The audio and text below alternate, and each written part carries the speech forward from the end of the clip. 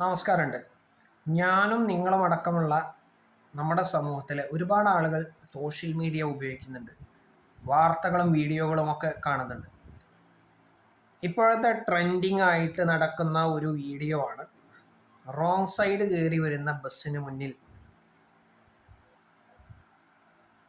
നിൽക്കുന്ന കാറുകാരൻ, അതല്ലെങ്കിൽ ബൈക്കുകാരൻ, അതല്ലെങ്കിൽ ഒരുപാട് വണ്ടികൾ. എന്തുകൊണ്ടാണ് ഇത് സംഭവിക്കുന്നത്? തെറ്റുകാർ ബസ്സുകാർ മാത്രമാണോ? എൻ്റെ നിരീക്ഷണത്തിൽ ഒരിക്കലുമല്ല. ഇത് ഞാനൊരു ബസ് പ്രേമി ആയതുകൊണ്ടൊന്നുമല്ല. യാത്രയ്ക്ക് ഞാൻ ബസ്സിനെ ആശ്രയിക്കാറുണ്ട്. എല്ലാ ബസ്സുകാരെയും ഒന്നും ഞാൻ അനുകൂലിക്കുന്നില്ല എങ്കിൽ കൂടിയും ചില നിരീക്ഷണങ്ങൾ ഈ അവസരത്തിൽ നിങ്ങളുമായി പങ്കുവയ്ക്കാൻ ഞാൻ ആഗ്രഹിക്കുകയാണ്.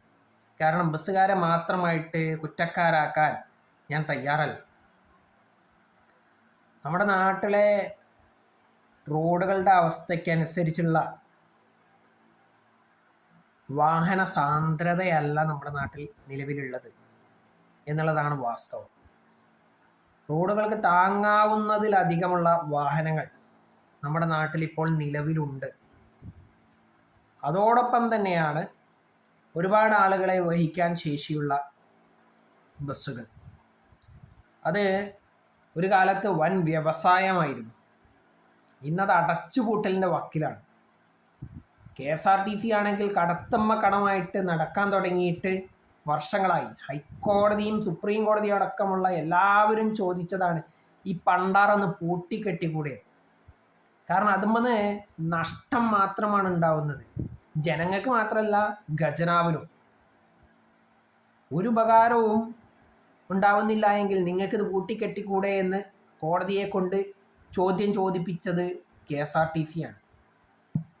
പക്ഷേ അതിനും ഉത്തരവാദി ആരാണ്? KSRTCയിലെ ഉദ്യോഗസ്ഥന്മാരും പൊതുജനങ്ങളും മാത്രമൊന്നുമല്ല അതിന് ഉത്തരവാദികൾ.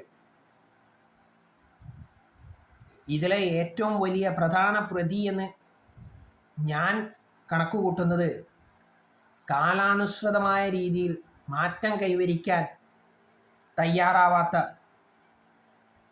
നമ്മുടെ മോട്ടോർ വാഹന വകുപ്പ് തന്നെയാണ്. അവരുടെ സംവിധാനങ്ങളെ മാത്രമാണ് നന്നാക്കിയെടുക്കുന്നത്. പൊതുജനങ്ങൾക്ക് വേണ്ടിയിട്ട് അവർ മാറ്റങ്ങൾ കൊണ്ടുവരാൻ ശ്രമിക്കുന്നില്ല എന്ന് പറയേണ്ട അവസ്ഥയാണ് ഈ ബസ്സിൻ്റെ കാര്യം എടുത്തു കഴിഞ്ഞാൽ. കാരണം ഇപ്പോഴും പല ബസ്സുകളും ഓടുന്നത് പഴയകാല പെർമിറ്റുകൾ വെച്ചിട്ടാണ്. ആ പെർമിറ്റുകൾക്കൊരു പ്രത്യേകതയുണ്ട്. എൻ്റെ ഒരു നിരീക്ഷണത്തിൽ ആ പല പെർമിറ്റുകളും ജാംബവാൻ്റെ കാലത്തുള്ളത് എന്ന് പറയേണ്ടി വരും. അന്നത്തെ കാലത്ത് ടൈം പ്രശ്നമല്ലായിരുന്നു. കാരണം ഓരോ മണിക്കൂർ ഇടവിട്ടിട്ടൊക്കെ ആയിരുന്നു ബസ്സുകൾ ഓടിയിരുന്നത്. അപ്പം സമയത്തിൻ്റെ പേരിലുള്ള പ്രശ്നങ്ങൾ പണ്ട് കാലത്ത് ഇന്നത്തെ അപേക്ഷിച്ചിട്ട് വളരെ കുറവാണ്. അത് മാത്രമല്ല, അന്നത്തെ കാലത്ത് റോട്ടിൽ വണ്ടികൾ കുറവാണ്. അപ്പം എന്താ വെച്ചാൽ ഓടി എത്താൻ സാധിക്കും. ഇന്നത്തെ അത്ര ട്രാഫിക് ഇല്ല. ഇന്നതൊന്നല്ല അവസ്ഥ. ഒരു വീട്ടിൽ 4 ആളുണ്ടെന്നുണ്ടെങ്കിൽ 4 ആൾക്കും 2 വീലർ ഉണ്ടായിരിക്കും, ഒരു 4 വീലർ വേറെ ഉണ്ടായിരിക്കും. ഒരു ദിവസം തന്നെ ഇതിൽ 3 or 4 വണ്ടികളൊക്കെ തന്നെ പുറത്തേക്ക് ഇറങ്ങുകയാണെന്ന് കരുതും. എത്ര വണ്ടിയായി ഒരു വീട്ടിൽ നിന്ന് തന്നെ. അപ്പം അങ്ങനെ അനേകം വീടുകളുണ്ട് നമ്മളവിടെ.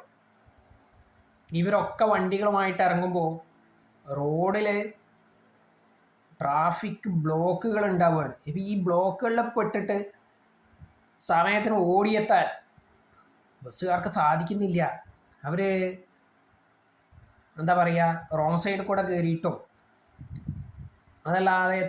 അതുമാത്രമല്ലാതെ തെറ്റായ രീതിയിലുള്ള ഡ്രൈവിങ്ങിലൂടെയൊക്കെ സമയം അഡ്ജസ്റ്റ് ചെയ്ത് എത്താൻ പെടാപ്പാട് പെടുകയാണ്. ഇത് ബസ്സുകാരെ ന്യായീകരിക്കാൻ വേണ്ടി പറയുന്നതല്ല, ഒരു വാസ്തവം തന്നെയാണ്. തെറ്റായ രീതിയിൽ ഓടിക്കുന്ന ബസ്സുകാർ അനേകമുള്ള നാടാണ് നമ്മുടേത് എന്നുള്ളത് പറയേണ്ട കാര്യമൊന്നുമില്ലല്ലോ, എല്ലാവർക്കും അറിയാം. പക്ഷേ ഇതിനൊക്കെ ഉത്തരവാദി നമ്മുടെ മോട്ടോർ വാഹന വകുപ്പും അതുപോലെ തന്നെ പൊതുമരാമത്ത് വകുപ്പുമാണെന്ന് പറയാതിരിക്കാൻ പറ്റില്ല. കാലത്തിനനുസരിച്ചുള്ള ഗതാഗത സൗകര്യത്തിനനുസരിച്ചുള്ള രീതിയിൽ റോഡുകൾ ഉണ്ടാക്കാൻ ഇവരെ കൊണ്ട് സാധിച്ചിട്ടില്ല, പൊതുമരാമത്ത് വകുപ്പിനെ കൊണ്ട്. അതുമാത്രമല്ല, ഇപ്പോഴും കൃത്യമായ രീതിയിൽ ടൈമിംഗ് അഡ്ജസ്റ്റ് ചെയ്ത് കൊടുക്കാൻ നമ്മുടെ മോട്ടോർ വാഹന വകുപ്പിനും കഴിയുന്നില്ല. അവർക്കൊക്കെ അവരുടെ കാര്യങ്ങൾ മാത്രമാണ്.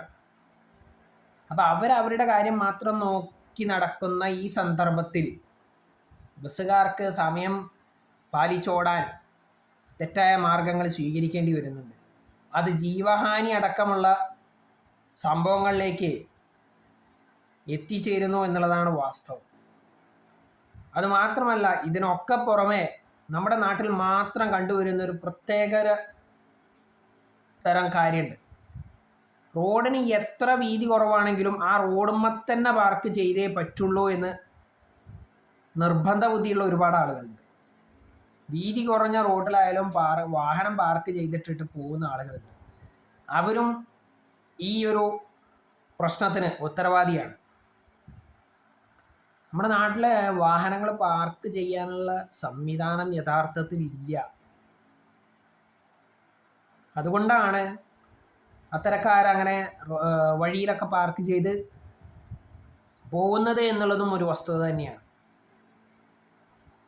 അപ്പം ഇതിനൊന്നും ഒരു ശാശ്വത പരിഹാരം കാണാൻ കഴിയാത്ത സംവിധാനങ്ങൾ, അവരാണ് യഥാർത്ഥത്തിൽ ഇതിനൊക്കെ ഉത്തരവാദി എന്നാണ് എൻ്റെ ഒരു നിരീക്ഷണം. ഇവർക്കൊക്കെ മാറ്റം സംഭവിക്കാത്തോടത്തോളം കാലം പൊതുജനങ്ങളും ബസ്സുകാരും തമ്മിലുള്ള അടിയും തർക്കങ്ങളും അവസാനിക്കാൻ പോകുന്നില്ല. ബസ്സുകാർ തമ്മിലുള്ള സമയത്തിൻ്റെ പേരിലുള്ള അടികൾ അവസാനിക്കാൻ പോകുന്നില്ല. അപകടങ്ങൾ കുറയാനുള്ള സാധ്യത വളരെ ദുർബലമാണ് എന്നുള്ളതാണ് എൻ്റെ ഒരു നിരീക്ഷണം. ഞാനീ പറഞ്ഞതൊക്കെ ശരിയാണോ തെറ്റാണോ എന്നുള്ളതൊക്കെ നിങ്ങളൊക്കെ തന്നെ ഒന്ന് ആലോചിച്ച് നോക്കുക. ശരിയാണെങ്കിൽ ഞാനീ പറഞ്ഞ രീതിയിലുള്ള മാറ്റങ്ങൾ നമ്മുടെ സംവിധാനങ്ങളിൽ ഉൾക്കൊള്ളിക്കുന്നതിന് വേണ്ടിയിട്ടുള്ള നടപടികൾ സ്വീകരിക്കാൻ നിങ്ങളെല്ലാവരും മുന്നോട്ട് വരണം എന്നാണ് എൻ്റെ ഒരു വിനീതമായിട്ടുള്ള അഭ്യർത്ഥന. എന്തായാലും ഇതുവരെ ഇത് കേട്ടിരുന്ന് സഹിച്ച എല്ലാവർക്കും നന്ദി, നമസ്കാരം.